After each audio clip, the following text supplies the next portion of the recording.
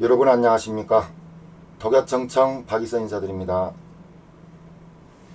오늘은 여러분들께 해병대 관련 말씀을 좀 드리고자 합니다. 그동안 육해공군 다 말씀을 드렸습니다만 해병대 이야기는 빠져 있었죠. 저도 해병대를 좋아합니다. 그래서 오늘은 상륙전의 교리가 변하고 있다는 것을 말씀을 좀 드릴 텐데요. 거기에 따라서 우리 상륙수당도 좀 변해야 된다, 그런 말씀을 좀 드리고 싶습니다. 그래서 이것이 원체 범위가 넓기 때문에 아무리 빼고 줄이고 해도 한 번 방송으로는 부족하겠더라고요. 그래서 두 편으로 나눠서 이렇게 말씀을 드릴 텐데요. 먼저 한번 보시겠습니다. 화면을 보시면, 자, 상륙전의 교리가 바뀌고 있다는 것이죠. 상륙전의 교리가 바뀌고 있다. 흔히 초수평선 상륙작전 많이 들어봤을 겁니다. 그런데 그 초수평선 상륙작전까지도 이제 교리가 바뀌고 있다는 것이에요. 그래서 이것이 이제 KAAV 상륙 동격 장갑차죠. 그런데 이것은 속력이 느립니다. 애구 이 속력으로는 초수평선 상륙전이고 뭐고 답답하게 간다는 그런 표현을 이렇게 해놨고요. 그래서 상륙 돌격 장갑차 대신 새로운 수단이 필요하다, 저는 그렇게 말씀을 드리는데요. 이제 2편 방송에서 각국의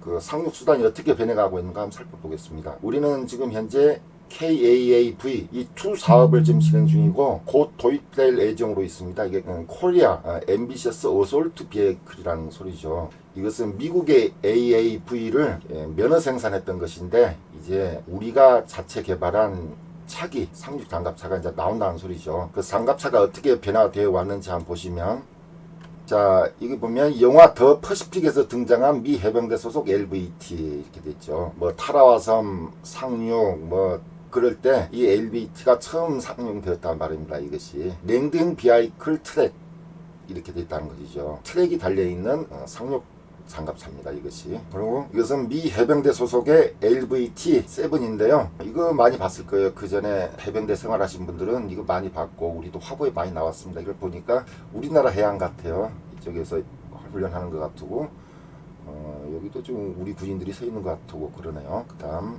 그것이 발전해서 미 해병대는 이 AAV로 발전했습니다. 앰비셔스 어솔트 비하이클로 이렇게 발전을 시킨 것이죠.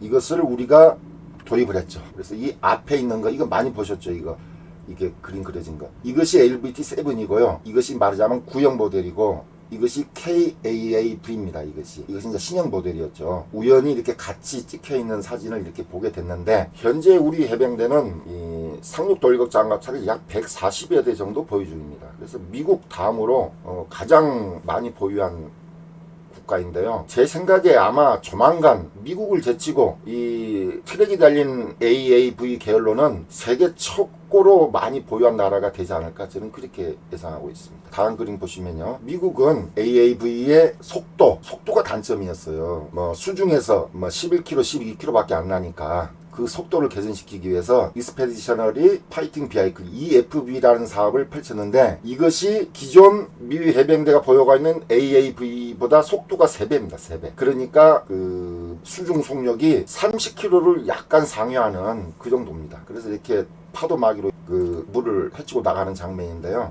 이 FV는 미 해병대에서 야심차게 이것을 개발 추진했는데 현재 이 사업은 취소된 상태입니다. 더 이상 이 미 해병대는 트랙이 달린 그런 상륙 장갑차를 개발하지 않습니다. 그런데 우리나라는 미국에서 EFV를 개발한다고 그러니까 야 이거 우리도 우리 자체 기술로 면허 생산해 봤으니까 또 개발해 봐야 되지 않겠어? 속도도 더 높이고 개발하자. 그래서 지금 곧 도입될 예정으로 있는 KAAV2가 되겠습니다. 그것이 그렇게 되는 것이고요. 그럼 미 해병대는 어떻게 가느냐? ACV라는 이 차륜형 돌격 장갑차로 다 바뀌고 있습니다. 이제 트랙은 안 쓴다는 소리예요. 줄여나가고 다 이 차륜형으로 쓴다는 소리죠. 이 차륜형 상륙 동격 장갑차를 보면 아마 생각나시는 분들도 있을 겁니다. 제가 2000년 초중반에 우리 해병대가 이 차륜형 상륙 동격 장갑차를 개발해서 도입할 필요성이 있다고 제가 말씀드린 적이 있는데요. 그때 참 욕도 많이 먹었습니다. 그런데 지금 미 해병대가 차륜형 상륙 장갑차를 개발하는 걸 보니까 참 격세지감이 드는데요. 저는 개인적으로 우리나라도 이걸 고려할 필요가 있다고 봐요.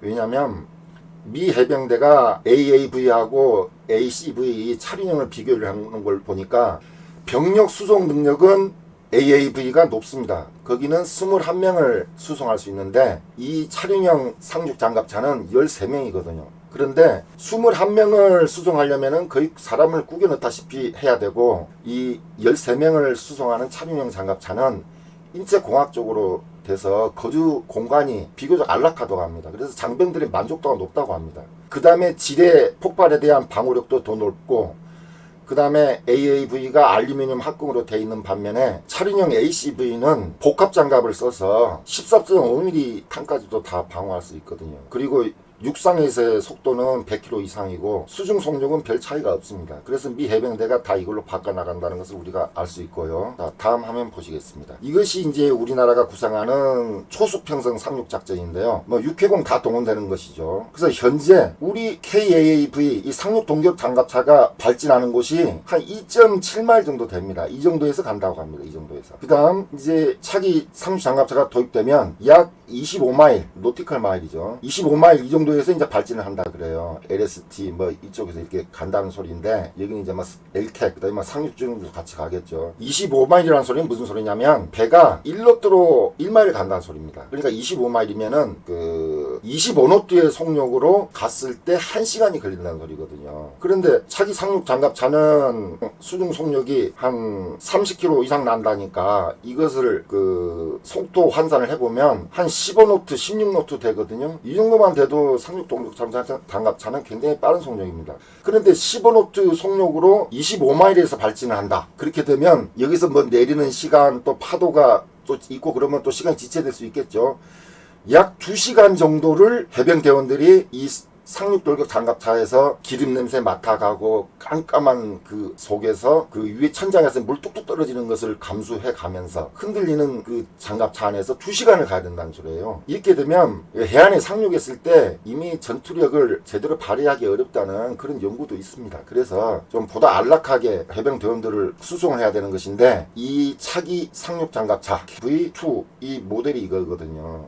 미 해병대는 이미 이 트랙형은 버리고 바퀴형으로 갈아탔다는 것을 말씀드렸고요. 이것은 수중에서 속도를 내리는데 한계가 있습니다. 한계가 있는데 왜 그러냐면, 이 고속 보트는 이 저항을 줄이기 위해서 이 속도를 높이면 자연스럽게 함수가 들립니다. 그래서 저항을 최소화시키면서 고속으로 가는 것이거든요. 군함도 마찬가지예요. 군함은 이제 전투함정은 파도를 가르게끔 돼 있으니까 고속 보트처럼 이렇게 많이 함수가 들리진 않지만 고속으로 가게 되면 함수가 들릴 수밖에 없습니다. 그런데 우리 상륙 장갑차는 어떤 형식으로 가냐면, 이 악어처럼 장갑차 일부만 이렇게 노출을 시키고 조용하게 기동을 한다는 거죠. 이렇게. 그래 적이 발견하기 어렵고 아무래도 공격 당하더라도 피해를 줄일 수 있겠죠. 이렇게 조용하게 일부만 내놓고 가는 것이 일반적인데 뭐 더 올라올 수도 없습니다. 무겁기 때문에.